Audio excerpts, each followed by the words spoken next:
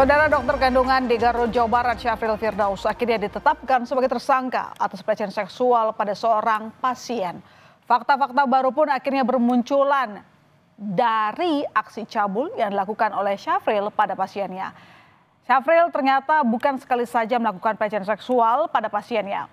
Bahkan penetapan status tersangka ini ternyata diberikan pada Syafril untuk kasus baru yaitu pelecehan seksual di tempat indekos. Bukan terkait video pelecehan di klinik yang sempat viral di media sosial. Dan inilah Syafril Firdaus, dokter kandungan, setelah keberadaannya dicari-cari. Akhirnya Polres Garut menetapkan Syafril sebagai tersangka pelecehan seksual pada pasien. Ibarat pepatah karena nila setitik rusak susu sebelanga. Akibat perbuatan cabulnya, jas putih dokter kebanggaan sehari-hari pun kini telah berganti dengan pakaian oranye khas penghuni tahanan. Tapi yang cukup mengejutkan, ternyata penetapan tersangka pada Syafril bukan untuk kasus dugaan pelecehan yang dilakukan pada ibu hamil di klinik yang video sempat viral beberapa waktu lalu, saudara.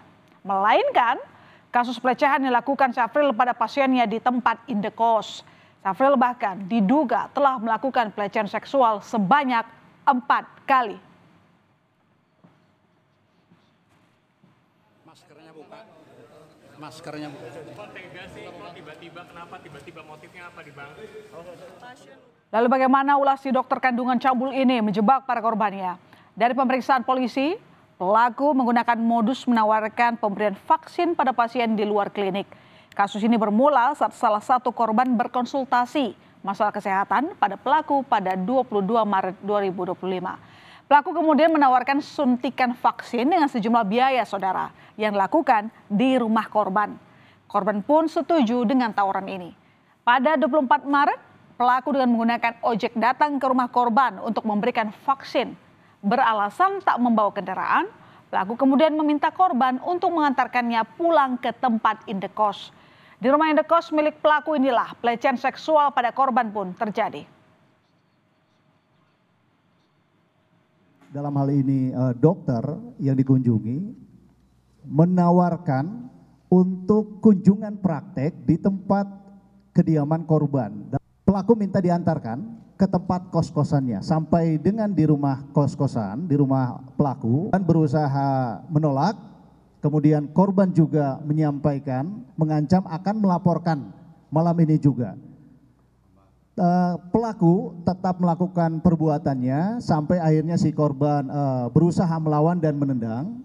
Akhirnya pelaku keluar dan pergi. Aksi cabul yang dilakukan dokter kandungan di Garut ini menjadi sorotan setelah videonya saat dirinya melakukan aksi tak senonoh pada pasien viral di media sosial.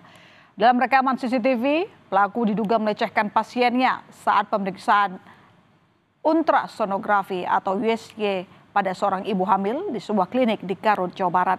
Pelaku diduga melancarkan aksinya di sebuah ruangan tanpa pendampingan dari perawat ataupun staf medis lain. Dari hasil pemeriksaan polisi, video pelecehan ini terjadi pada 20 Juni 2024 lalu. Apa yang dilakukan pelaku dalam melakukan pemeriksaan USG yang video viral itu ternyata di luar standar operasional prosedur dalam melakukan pemeriksaan USG dan melanggar etika. Ada beberapa SOP saat pemeriksaan USG. Apabila pasien ibu hamil datang sendiri wajib ada pendamping perempuan dari tenaga medis seperti perawat dan bidan. Pemeriksaan pun hanya fokus di area perut dan panggul. Tidak boleh ada sentuhan fisik saat pemeriksaan, saudara. Apalagi di bagian privat pasien. Dokter yang melakukan pemeriksaan juga wajib menggunakan sarung tangan dan higienis. Meski demikian, ibu hamil yang berada dalam video viral ini ternyata belum melaporkan hal ini ke polisi. Hingga kini, korban yang telah melapor ke polisi berjumlah 1 orang. Polisi telah membuka posko pengaduan dan mendorong korban pelecehan seksual oleh dokter kandungan segera melapor. Polisi menjamin kerahasiaan pelapor. Sebab polisi sulit melakukan penyelidikan jika tidak ada laporan. Karena menurut pengakuan pelaku telah 4 kali melakukan pelecehan terhadap para pasien. Sudah membuka posko pengaduan untuk kasus ini.